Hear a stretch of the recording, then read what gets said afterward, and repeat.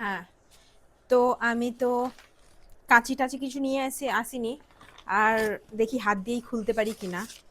আগে তো হাত দিয়েই খোলা যেত, এখন এই কাগজগুলো এত শক্ত করে দিয়েছে না, কি বলবো, মানে ছেঁড়া যায় না, এত শক্ত। তাও ভাগ্য ভালো এটা নরম ছিল, এটা খুলে গেল একটুতেই। তো এর মধ্যে আছে মেনলি খাবার দাবারই আছে এর মধ্যে।